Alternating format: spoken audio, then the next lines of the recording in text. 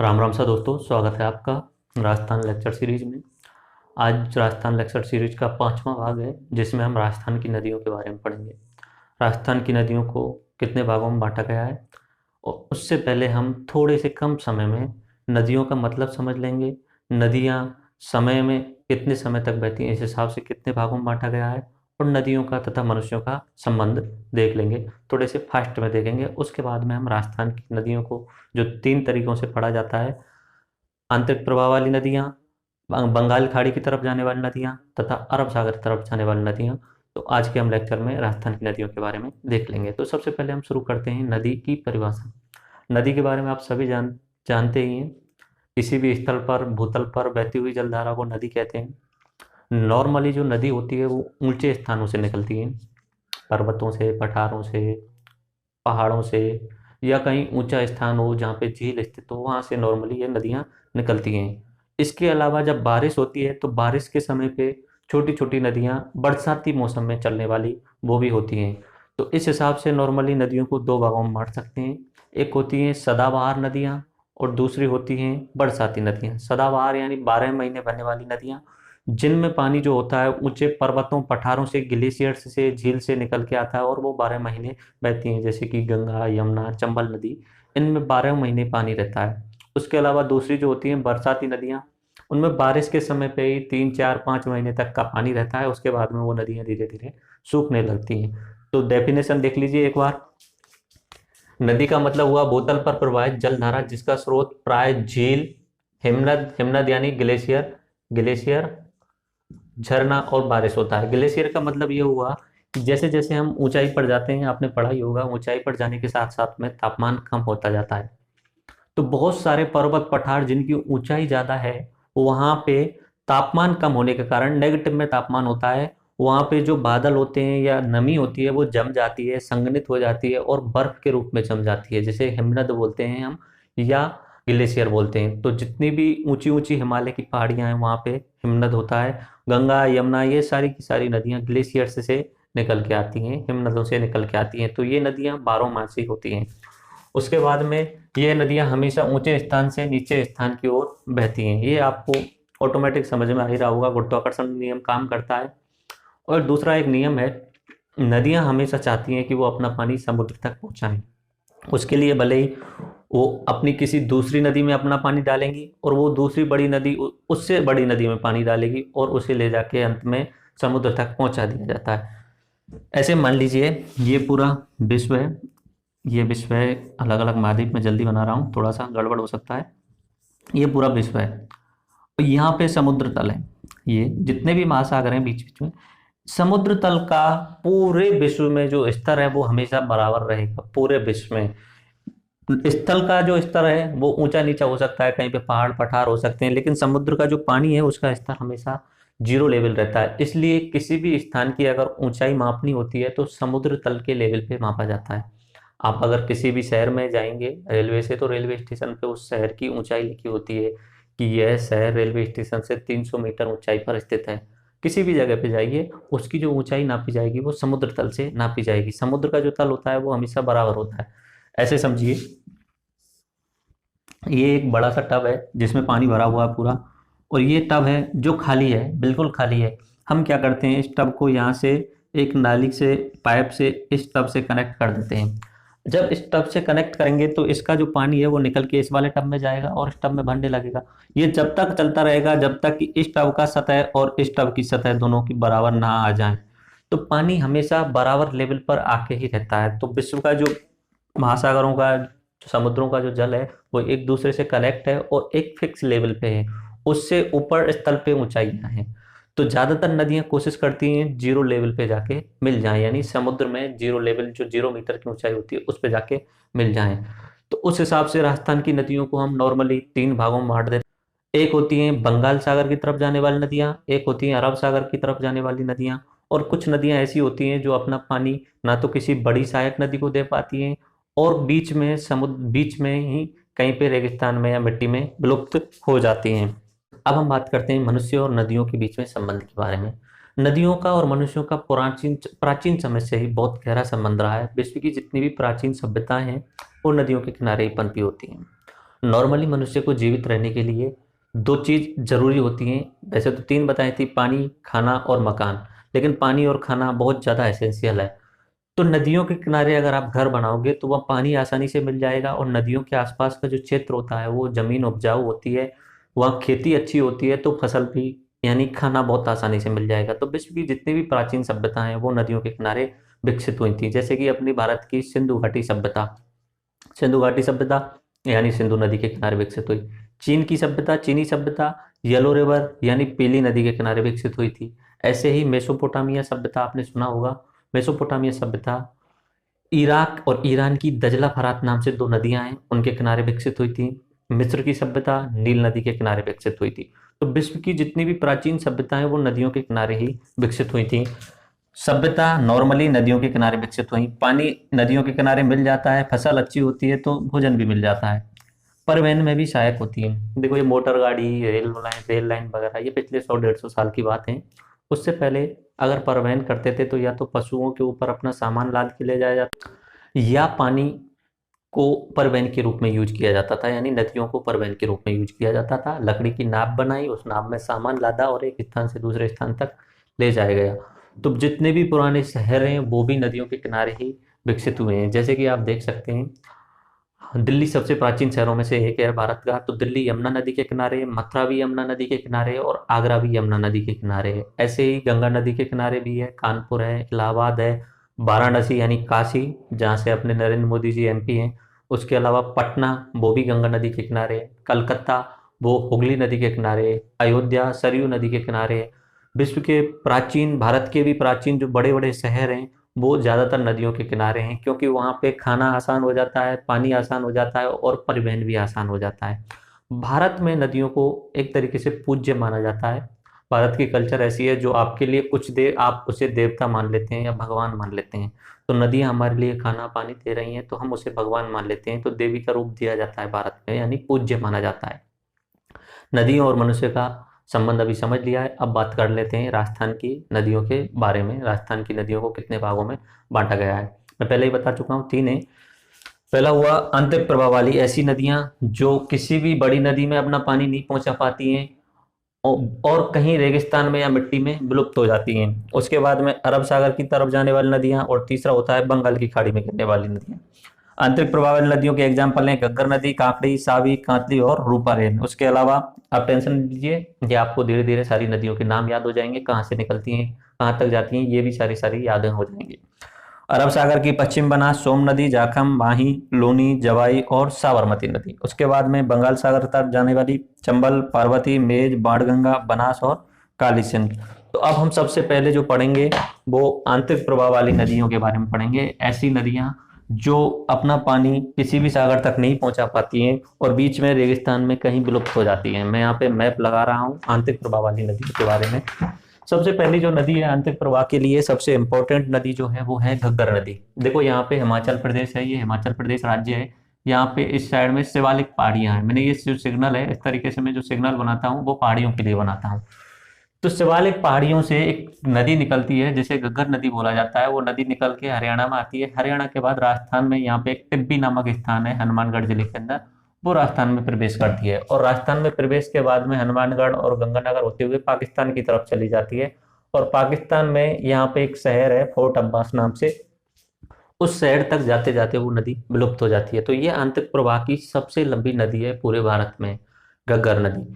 घग्गर नदी के अन्य नाम जो हैं, घग्गर नदी को हाकरा भी बोला जाता है। हाकरा मैंने बताया पाकिस्तान में जैसे ही एंटर करती है तो पाकिस्तान में उस नदी को हाकरा नाम से जाना जाता है, हाकरा नाम से जाना जाता है। हाकरा नाम है दृष्टवती नदी। दृष्टवती नदी यानी ऋग्वेदिक समय में इस नदी को दृष्टवती नाम से जाना जाता था। ऋग्वेद में इंपॉर्टेंट जो नदी है उनमें से सरस्वती नदी बहुत ज़्यादा इंपॉर्टेंट थी। उस नदी की जो सहायक नदी थी वो दृष्टवती नदी। देखो गंगा, यमुना और सरस्वती भारत की तीन इंपॉर्टेंट नदियां हैं। सरस्वती नदी जो वो इस क्षेत्र में बहती थी, भारत वाले राजस्थान में होके पाकिस्तान में से होते हुए सिंधु नदी में मिल जाती थी। तो बाद में वो नदी विलुप्त हो गई और आज के समय पे भी उस नदी के अवशेष मिलते हैं। यानी सैटेलाइट इमेजनरी ली जाती है तो जैसलमेर में एक हरे रंग की एक पट्टी है जिसे ग्रीन पट्टी या लाठी पट्टी बोला जाता है। 60 फीट की पट्टी है जहाँ पे हरी हरी घास उगती है। तो वहाँ पे माना जाता है कि इस जगह पे आज भी अंदर अंदर धरती के अंदर सरस्वती नदी बह रही है। तो ये जो नदी थी, घग्गर नदी, बृहस्पति नदी, वो सरस्वती नदी की सहायक नदी थी। इसका अन्य नाम है नाली, मृत नदी, राजस्थान का शोक और लेटी हुई नदी। ये आपको याद रखने हैं, दोबारा देख लीजिए। इस नदी को पाकिस्तान में हाकरा बोला जाता है, ऋग्वेद में बृहस्पति। उसके अलावा नाली नाम है, मृत नदी, राजस्थान का शोक और लेटी हुई नदी। ये शिवालिक पहाड़ियों से निकलती है हिमाचल प्रदेश में, राजस्थान में टिब्बी नामक स्थान पे प्रवेश करती है, पाकिस्तान में हाकरा नाम से जाना जाता है और पाकिस्तान में फोर्ट अब्बास पे जाके खत्म हो जाती है। आप देख सकते हैं यहाँ पे पाकिस्तान में फोर्ट अब्बास पे जाके खत्म हो जाती है। यह आंतरिक प्रवाह की सबसे लंबी नदी है और इसकी जो लंबाई मानी जाती है 465 किलोमीटर। ये आपको याद नहीं रखना है। आंतरिक प्रवाह वाली नदियों की लंबाई फिक्स नहीं होती, कभी कभी पहले भी खत्म हो जाती हैं, कभी लंबी दूरी तक चली जाती हैं, तो आपको याद नहीं रखना है बिल्कुल भी। ठीक है, अब बात करते हैं दूसरी नदी, कांकड़ी नदी, जो जैसलमेर में निकलती है। देखो जैसलमेर, ये वाला जो जिला है वो जैसलमेर जिला है। जैसलमेर में यहाँ पे एक गांव है, कोठारी गांव के नाम से जाना जाता है। उस गांव से एक नदी निकलती है जिसका नाम है कांकड़ी।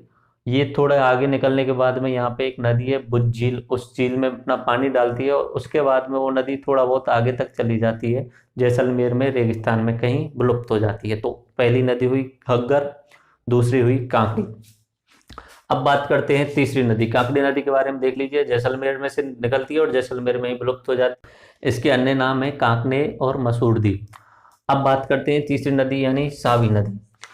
यहाँ पे जयपुर में, ये जयपुर से निकलती है और अलवर की तरफ जाती हुई हरियाणा में विलुप्त होती है। देखो यहाँ पे जयपुर में सेवर की पहाड़ियाँ हैं, जयपुर में यहाँ पे, वहाँ से नदी निकलती है, निकलते हुए जयपुर से अलवर में प्रवेश करती है। अलवर के बाद में वो हरियाणा में निकलती है और हरियाणा में जाके विलुप्त हो जाती है। तो आप याद रखें, सावी नदी 2 जिलों में होके बहती है, जयपुर और अलवर।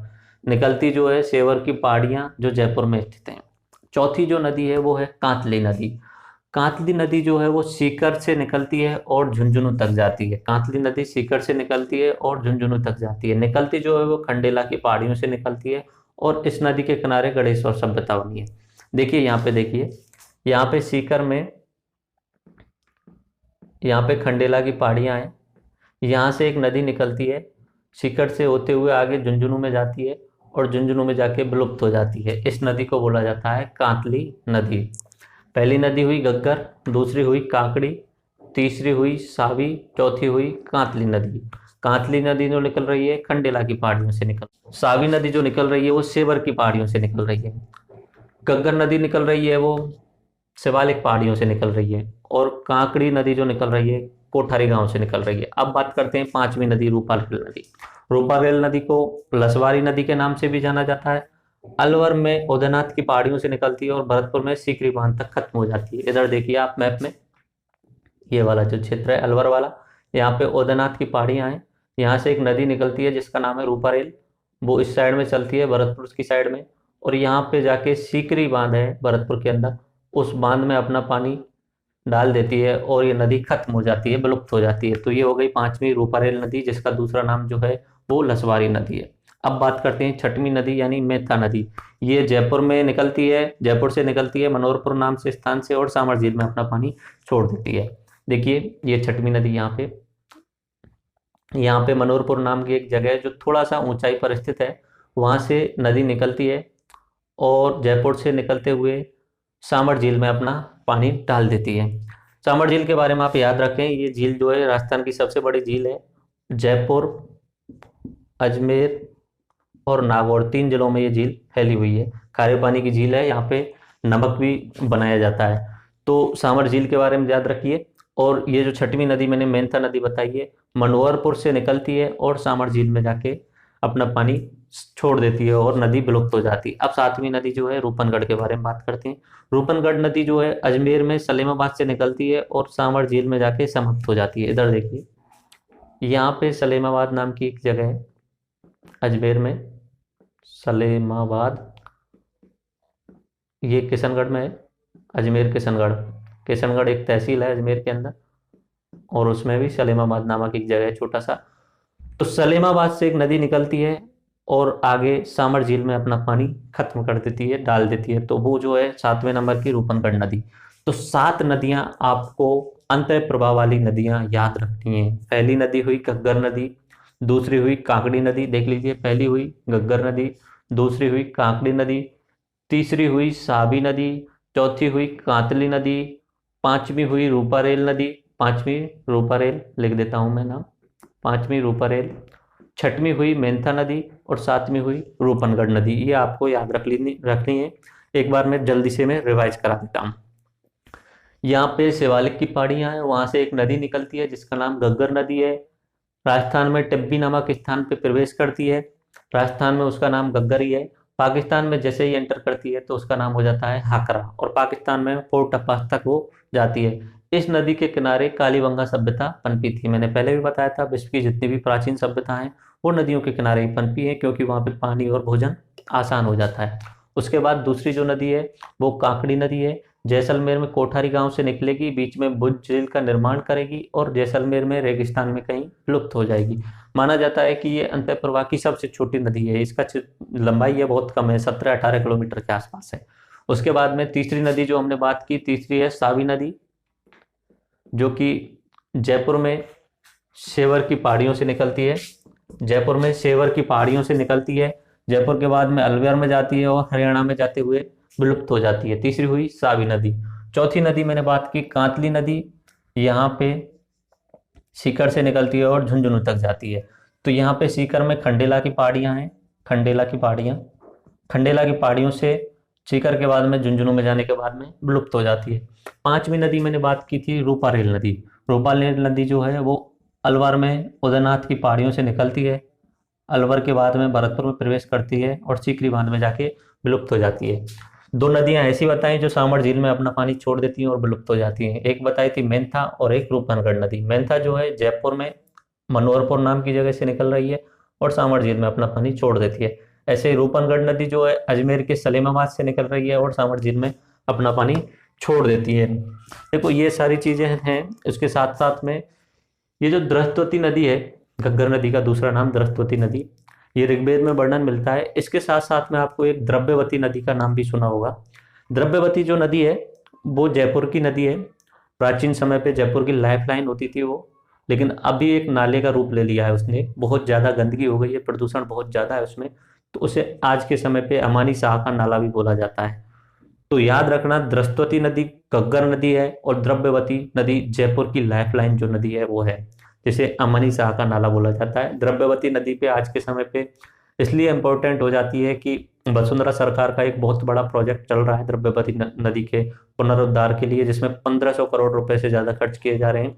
4 साल के आसपास होने को है उस प्रोजेक्ट को, लेकिन अभी तक कुछ दिखा नहीं है। धीरे धीरे शायद चेंज हो जाए। द्रव्यवती नदी जयपुर के सौंदर्यीकरण के लिए यूज की जाएगी। उसके किनारे रिवर फ्रंट बनाए जाएंगे बहुत अच्छे अच्छे, बहुत तगड़ा प्रोजेक्ट है। तो आपको याद रखना है द्रव्यवती नदी के बारे में, जयपुर की लाइफलाइन है। उसके साथ साथ में दो जिले ऐसे हैं, बीकानेर और चूरू, जिनमें कोई नदी नहीं बहती। राजस्थान के 33 जिले हैं, उनमें से 2 जिले ऐसे हैं, बीकानेर और चूरू, जिनमें कोई भी नदी नहीं बहती। नहरें हैं, इंदिरा गांधी नहर वगैरह है, लेकिन ऐसी नदी नहीं है जो अपना पानी कम से कम 30-40 किलोमीटर तक ले जाए। बरसातों के समय में पानी इकट्ठा होकर 10-5 किलोमीटर तो चल जाता है, लेकिन कोई ऐसा फिक्स रास्ता नहीं है जिसे नदी बोला जा सके। तो बीकानेर और चूरू 2 जिले आपको याद रखने हैं जिनमें कोई भी नदी नहीं है।